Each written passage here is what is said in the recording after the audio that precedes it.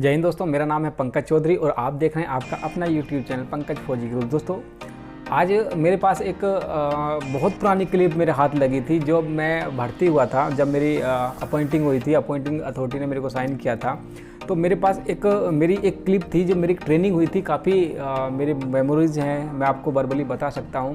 मैं अपने एक पीसी में आज देख रहा था, तो उसमें मेरे को बहुत ज़्यादा पुरानी मेरे को क्लिप मिली कि हम किस तरह से उस टाइम पे ट्रेनिंग करते थे। हमारे गोरखपुर में ट्रेनिंग हुई थी, तो वहाँ पे हमारा 110 या 12 का बैच था, उसको हमने किस तरह से एंजॉय किया था।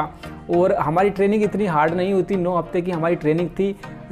इसके अब कंपेयर टू करें तो देखा जाएगा कि हेड कांस्टेबल मिनिस्ट्रियल और कांस्टेबल जीडी दोनों अलग हैं, दोनों ही अपने से अपोजिट हैं। क्योंकि हमारी जो ट्रेनिंग हुई थी बहुत कम, मतलब 9 वीक की हुई थी। उसके बाद हमारा ऑफिस प्रोसीजर स्टार्ट हो गया था, तो उसको छोड़ दें। तो अगर आप कांस्टेबल की बात करेंगे तो कांस्टेबल में आप 44 वीक की तो आप ट्रेनिंग ही रहती है, उसके बाद मिड-टर्म मिलता है आपको, और वो सब कुछ अलग है। और ये जो है उसका हमारा जो ग्रेड पे है वो 2400 ग्रेड पे है, और जो कांस्टेबल जीडी का ग्रेड पे होता है वो 2000 ग्रेड पे होता है। बाकी कुछ नहीं, दोनों का मोटो सेम है, पर्पस ऑफ जॉब सेम है। क्योंकि आपको कांस्टेबल जीडी जो होते हैं वो उनको भी देश की सेवा करनी होती है, जो मिनिस्ट्रियल के होते हैं उनको भी देश की सेवा करनी होती है। उनका जो वर्क होता है वो ग्राउंड वर्क होता है, और जो मिनिस्ट्रियल का वर्क होता है वो आपका ऑफिशियल वर्क होता है। दोनों का पर्पस सेम है, भारत माता की सेवा ही करनी होती है।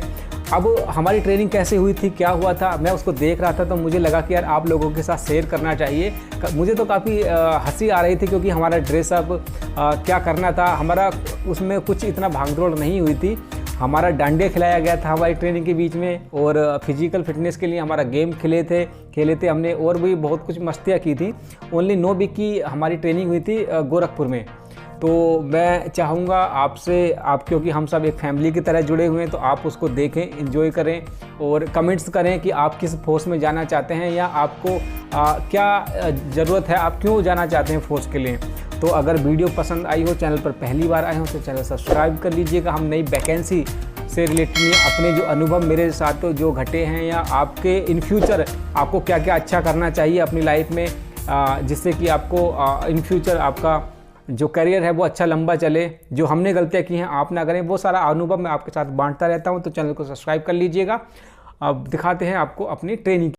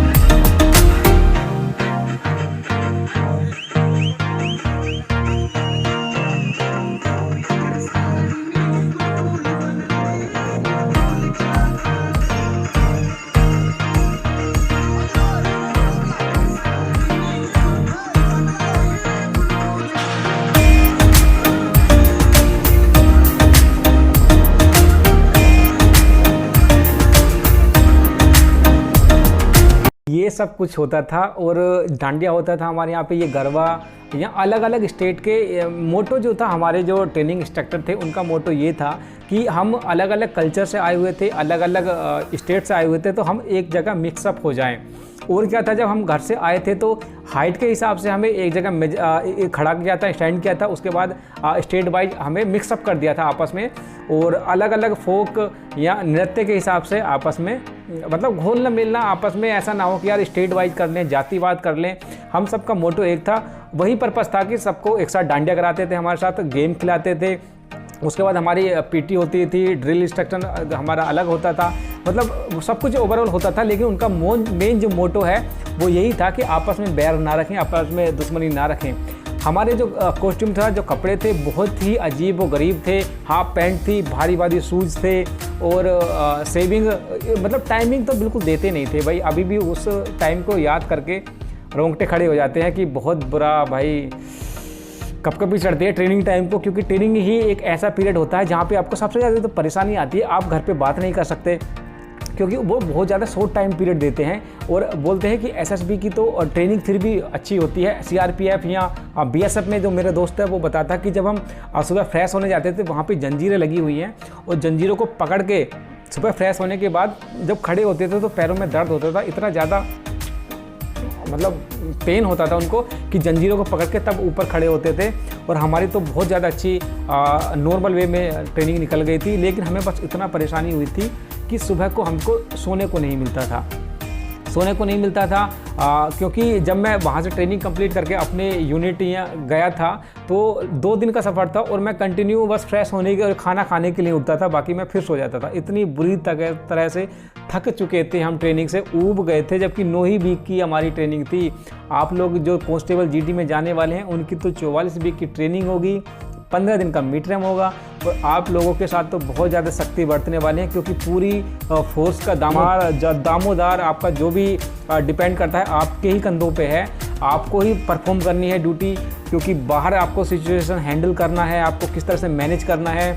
सलूट जो लगने वाले हैं, जो जानने वाले हैं, जो ज्वाइन करने वाले हैं और जो जॉब कर रहे हैं, कांस्टेबल जीडी की बहुत टफ ड्यूटी होती है।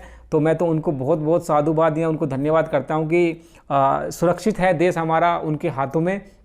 तो जो जाने वाले हैं, जो प्रिपरेशन करने वाले हैं, वो अपनी तैयारी, अपने फिजिकल मेंटल बिल्कुल टफ रहें, क्योंकि ये बच्चों का खेल नहीं है। एक तो कंपटीशन होता है अलग कि भाई हम रिटन क्वालिफाई कर लेंगे, उसके बाद ही बच्चे सिलेक्शन होने के बाद भी जॉब छोड़ देते हैं। तो अपने आप को अगर इस प्रोफेशन में आना चाहते हो, भारत माता की आप सेवा करना चाहते हो, तो अपने आप को पूरी तरह से इसके लिए समर्पित करना होगा।